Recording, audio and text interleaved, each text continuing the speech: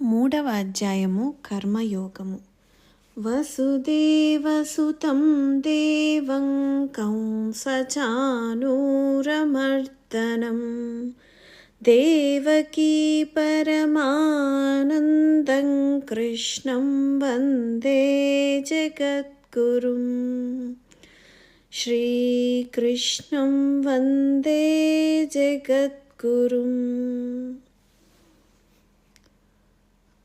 తేలికగా నేర్చుకునే 12వ అధ్యాయంతో మొదలుపెట్టి క్రమముగా గంభీరమైన అధ్యాయాలను నేర్చుకునే వరుసలో మనము ఇప్పుడు 3వ అధ్యాయంను నేర్చుకుంటున్నాము. అధ్యాయము పేరు కర్మయోగము. గీతామాతలోని అధ్యాయములన్నింటి చివర యోగము అనే శబ్దం ఉంటుంది కదా.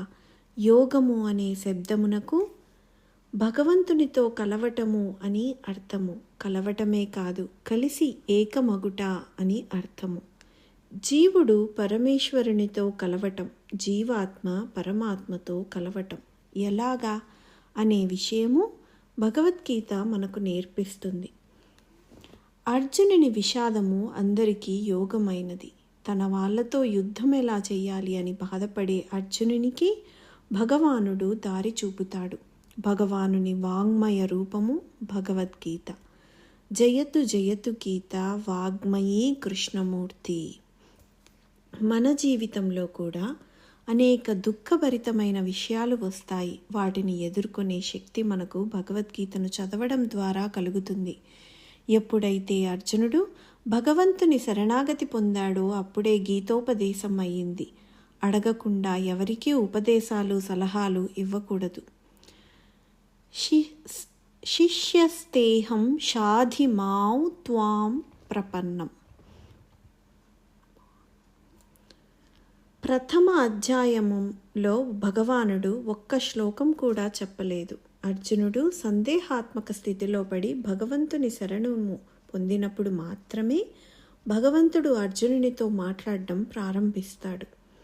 భగవంతుడు మొదట గూఢతత్వాన్ని బోధిస్తాడు. శరీరము నాది అంటున్నావు కాబట్టి నువ్వు శరీరము కాదు, ఈ శరీరము నాది అనే నేను ఎవరు? రమణ మహర్షి కూడా నాన్ యార్ ఆర్ నేను ఎవరు అని ప్రశ్న వేసుకోమని చెప్పారు. గీతలో భగవంతుడు అర్జునునికి ముఖ్య తత్వం గురించి, దానిని పొందే విధానము గురించి చెప్పారు. కర్మ అనగా చేయవలసిన పనుల యొక్క మహత్వం గురించి చెప్పారు. మొదట నేను అనే దాని గురించి అనగా జ్ఞానము యొక్క మహత్వం గురించి, తర్వాత కర్మల యొక్క గొప్పతనం గురించి చెప్పారు. రెండింటిని విన్న అర్జునునికి మనస్సులో జ్ఞానం గొప్పదా లేక కర్మ గొప్పదా అనే సందేహం వస్తుంది. ఆచరణలోకి ఏ విషయం తీసుకురావాలి అన్న సందేహం వస్తుంది. భగవంతుడు ఈ 3వ అధ్యాయంలో అర్జునుని యొక్క సందేహాన్ని తీరుస్తారు. అధ్యాయంలోని శ్లోకాలలోకి వెళ్దాం.